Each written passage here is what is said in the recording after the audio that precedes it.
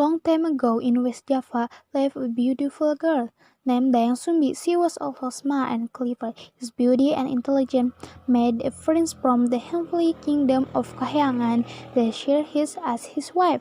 The prince asked permission from his father to marry Dayang Sumbi. People from Kahyangan could never live side by side with humans, but his father approved on one condition: when they had a child, the prince would transform into a dog. The prince accepted the condition. They get married and live happily in the wood until Dayang Sumbi gave birth to a baby boy.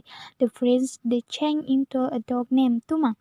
Their son is named Sangkuriang. He was very smart and handsome like his father. Every day he hunted animals and looked for fruit to eat.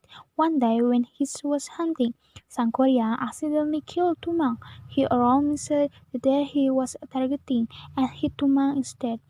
What? Dayang Sumbi was appalled, driven by sadness and anger. She grabbed a weaving tool and hit Sangkuriang's head with it. Dayang Sumbi was so sad she did not pay any attention to Sangkuriang and started to cry.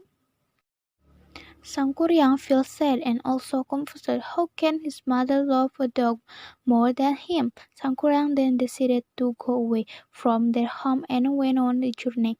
In the morning, Dayang Sumbi finally stopped crying. She started to feel better, so she went to find Sangkuriang, but her son was nowhere to be found. She looked everywhere, but still could not find him. Finally, she went home with nothing. She was exhausted. She fell asleep, and in her dream she met her husband. Dayang Sumbi, don't be sad. Go look for my body in the wood and get the hair soaked in the with water, and use the water to bath, and you will look forever. After bathing with the water used to soak the dog hair, Dayang Sumbi looked more beautiful and even younger. And time passed by. Sangkuriang on his journey stopped at a village and met and fell in love with a beautiful girl. He did not realize that the village was his homeland and the beautiful girl was his own mother, Dayang Sumbi. Their love grew natural and he asked two girls to marry him. One day Sangkuriang was going on a hunt. He asked Dayang Sumbi to fix the turban on his head.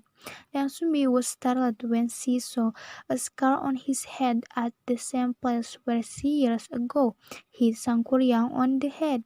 After the young man left, Dayang Sumbi fried for guidance. After frying, she became convinced that the young man was indeed her missing son. She realized that she had to do something to prevent Sangkuriang from marrying her.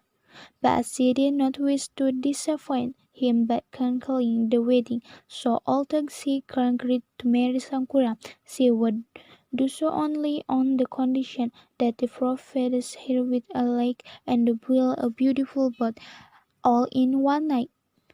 Sangkuriang accepted this condition without a thought. He had spent his youth studying magical art. After the sun went down, Sangkuriang went to the hill. Then he called a group of genii to build a dam around Chitan River. They then commanded the genii to cut down trees and build a boat. A few moments before dawn, Sangkuriang and his genie servant and almost finished the boat.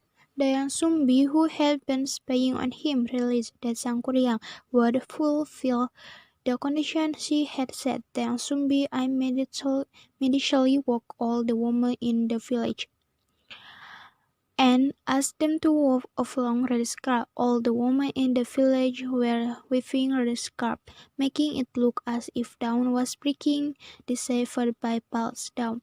The cock crowed and the farmer rose for the new day. Sangkuriang genie servant immediately dropped their work and they ran for cover from the sun with their ferret. Sangkuriang grabbed for just with all his anger. He kicked the opposite boat. The boat flew and they landed on valley. The boat became a mountain. Called Mountain Tangkuban Perahu. Tangkuban means afternoon of upside down, and Perahu means boat. With his power, he destroyed them. He destroyed the dam. The water draining from the lake, becoming a wheat plain. A new day became city called Bandung, from the word Bandung, which means day.